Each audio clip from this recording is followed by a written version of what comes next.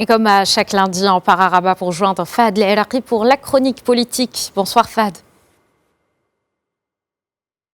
Bonsoir. Alors, c'est le retour des grèves dans l'enseignement et la fonction publique au Maroc. D'abord, pourquoi ces débrayages et quelles sont les revendications des grévistes ? Alors effectivement, il y a eu la semaine dernière une grève dans le secteur de l'enseignement et désormais quand on parle de grève dans le secteur de l'enseignement, on fait directement le lien avec les enseignants contractuels. Vous comprenez en fait, ce sont ces enseignants-là qui sont sous contrat, recrutés sous contrat avec les académies régionales de l'enseignement. Donc cette catégorie a la revendication phare, qui est celle de bénéficier du statut de fonctionnaire, d'intégrer la fonction publique. Ils estiment qu'ils doivent avoir, comme leurs anciens collègues, ceux qui sont recrutés des années auparavant, un statut de fonctionnaire avec tous les avantages, bien sûr, qui vont avec, que ce soit en termes de mobilité ou que ce soit en termes de retraite, entre autres avantages sociaux. Donc c'est quelque chose, c'est une revendication qu'ils expriment depuis pas mal d'années. Le gouvernement a à maintes reprises expliqué qu'il ne peut pas justement répondre positivement à cette revendication pour plusieurs contraintes, dont la contrainte budgétaire évidemment. Et donc c'est un bras de fer, on va dire, c'est un feuilleton qui va se poursuivre encore des mois et des mois avant d'arriver justement à une solution qui va satisfaire tout le monde. Maintenant, à côté de ces enseignants, il y a aussi les cadres de la fonction publique, une catégorie en particulier, c'est-à-dire les cadres qui ont un diplôme de doctorat et qui travaillent dans la fonction publique. Donc, c'est ces docteurs fonctionnaires quelque part qui, eux aussi, sous l'égide de leur groupement qui s'appelle l'Union Générale Nationale des Docteurs du Maroc, et qui a justement annoncé un mois de mars comme mois de la colère, avec bien sûr au menu plusieurs jours de grève, mais aussi des sit-ins un peu partout. Donc là, pour cette catégorie, pour ces docteurs fonctionnaires, ils veulent justement, ou eux aussi, c'est une revendication, on va dire, d'ordre statutaire, eux aussi, ils veulent un statut assez particulier dans la fonction publique. Eux aussi, ils veulent quelque part être alignés sur les mêmes avantages qu'ont les enseignants-chercheurs. Donc là aussi, c'est une négociation qui va devoir être entamée pour trouver une solution à cette catégorie de fonctionnaires et qui multiplie justement les débrayages ces dernières années parce que c'est quelque chose qui remonte à 3 ans quand même, l'apparition de ce mouvement. Voilà. Alors, Fad, la reprise de ces mouvements de grève ne prépare-t-il pas le terrain pour le 1er mai qui a toujours été une occasion de renégociation avec les syndicats ? Parfaitement, en fait. On va dire que c'est de saison, ou plutôt on peut parler de pré-saison de grève, c'est-à-dire à l'approche justement de cette date qui célèbre, en fait, c'est la journée internationale du travail.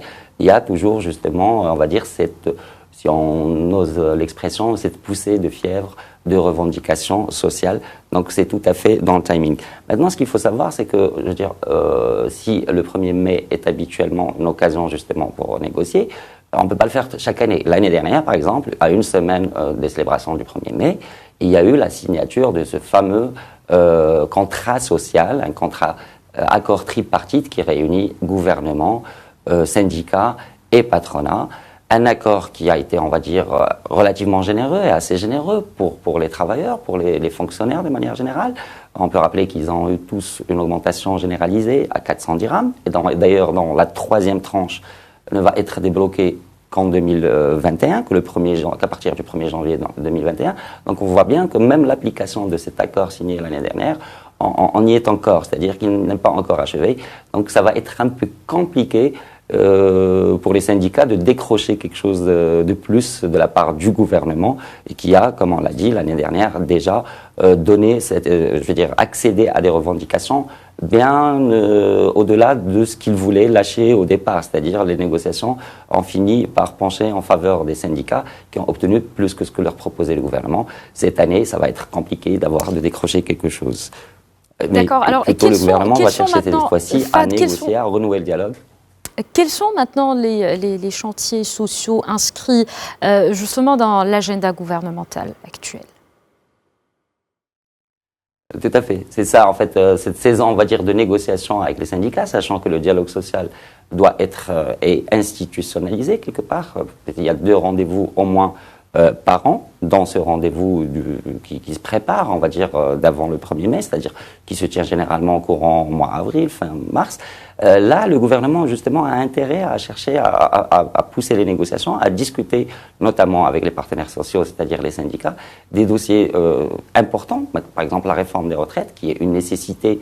Donc, un jour ou l'autre, il va falloir s'y mettre, il va falloir s'y atteler, parce que le système est connu aujourd'hui de tous qui n'est pas tenable. Il y a quelques années de réserve, mais ça ne peut pas durer de la sorte. Il y a par exemple un autre dossier très important et qui est aussi un marronnier quelque part, qui est cette loi sur les textes législatifs sur les libertés syndicales, notamment cette loi sur la grève qui est depuis des années, on va dire, est bloquée au niveau justement de la Commission des affaires sociales du Parlement. Donc ça aussi c'est un dossier crucial.